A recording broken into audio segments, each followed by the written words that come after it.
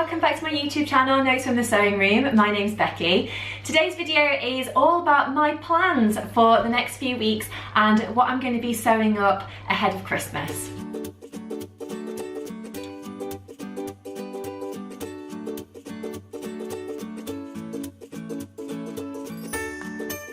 Hope you've been having a good week and you've managed to squeeze in some crafting or sewing time. I just feel like I'm completely running out of time for everything at the minute. I was in the car the other day driving to work, and I heard someone say about how many shopping weekends it is till Christmas. Like, to me, I don't have loads of stuff to buy for Christmas, but I was just thinking about like making things for friends and making stuff for the house and all of that kind of thing. I don't know about you, but I absolutely love Christmas, so I can't wait to kind of get my tree out and put my decorations up and all of that stuff. And I've been enjoying reading magazines like from Love Sewing magazine, etc. Just kind of looking at, you know, different ideas for decorations and gifts for people and stuff like that. So yeah, so I thought the first thing I wanted to show you today is a Christmas project. It's a little bit different that I'm going to be doing for myself. As you know, I mainly kind of make clothes for myself, but sometimes I like to make things for the house as well. And particularly in the run up to Christmas, I thought it might be quite nice to do a little fun thing that hopefully won't take too long. And I popped into town and I bought these from a local shop to me. Unfortunately, they're not actually online, so I won't give you all of the details because you know, if you are from outside the area where I live, then you know, you probably won't be able to pop in.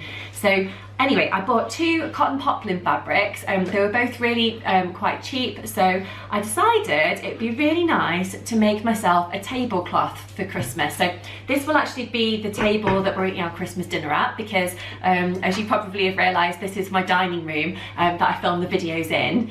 So yeah, so what I've done is I've bought two different kinds of fabric. So I've got this green one, which I'll hold up here. So I'm not sure if you can see it, but it's got little stars on it, which is really cute and nice. So I've got 2 meters of this one. It's only 45 inches wide, so it's not really wide. So I thought I'd kind of mix up two different types of fabric.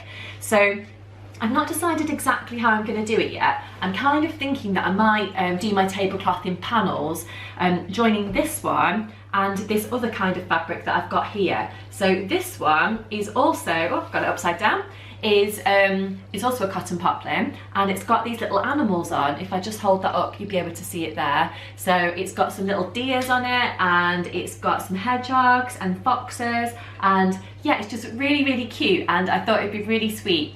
And if I have got any fabric left over, I may also make some Christmas bunting as well. So I'll keep you posted on how I'm getting on with those projects. But yeah, I do love anything to do with Christmas. So I thought that would be really fun. And sometimes it's nice just to work on a bit of a speedy project as well that's a little bit different. So I'll keep you posted on those. I'll just drop those down there.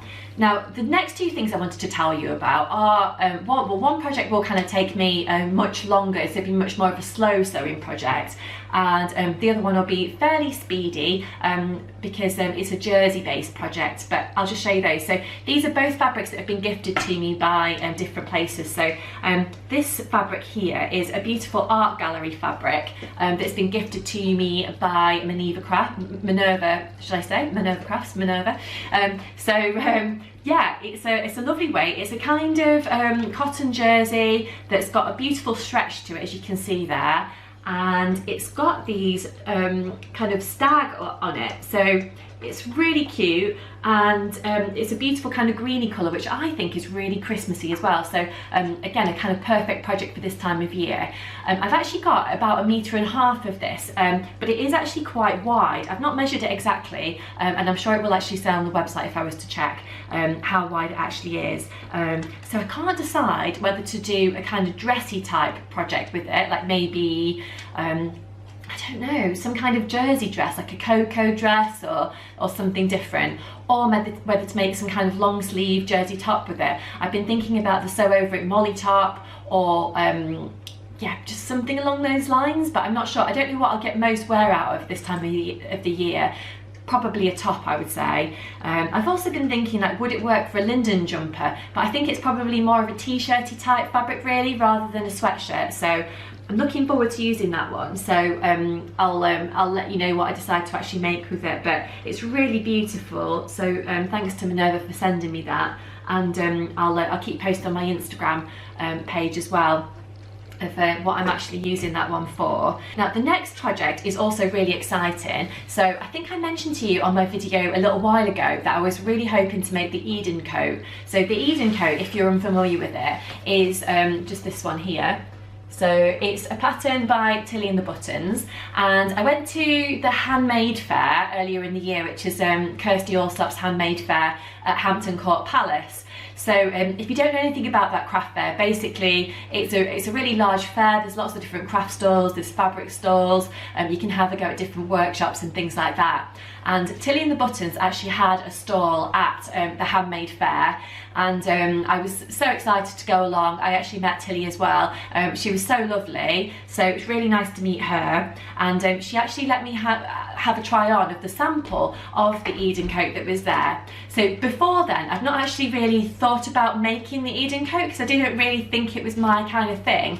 But when I tried on the sample, it was the duffel coat version that I tried on, I thought, do you know what, I really like this coat. So even though it wasn't the exact kind of right size for me, I thought, yeah, that's going to be one I'm going to try. So yeah, so I've had this in my stash since September, and I'm hoping to get started with that one really soon. So I've been gifted some more fabric to actually make the Eden coat in from the fabric guys online. So here it is. So originally I was planning on making a red coat, but unfortunately I've not really found any red fabric that I really sort of loved and wanted to use. So instead I thought I'd make a brown one instead. So I've got this brown wool fabric here. I've actually got 4 meters, I think, of this, so I've got plenty of fabric to use.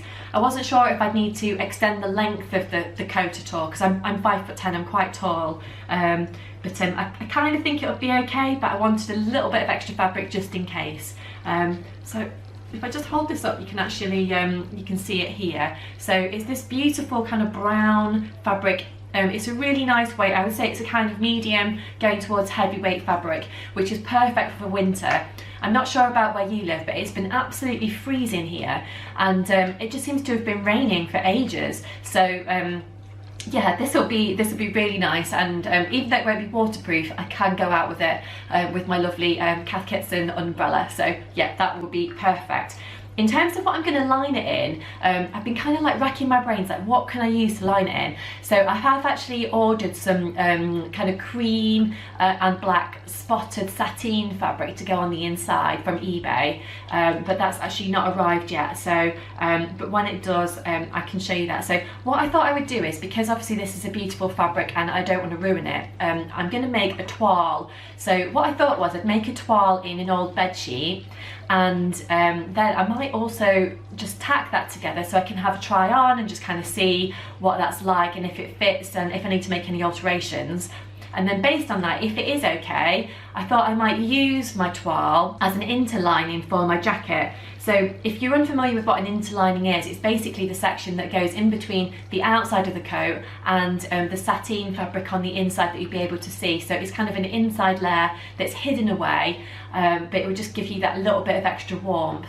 So I'll keep you posted on how I'm getting on with that. I'm kind of planning on making a few different videos through the process, so I might show you one of my toile, one of how I'm getting on, and then one at the end or something like that, but not completely decided yet. But I'll definitely keep you posted on how this is all developing.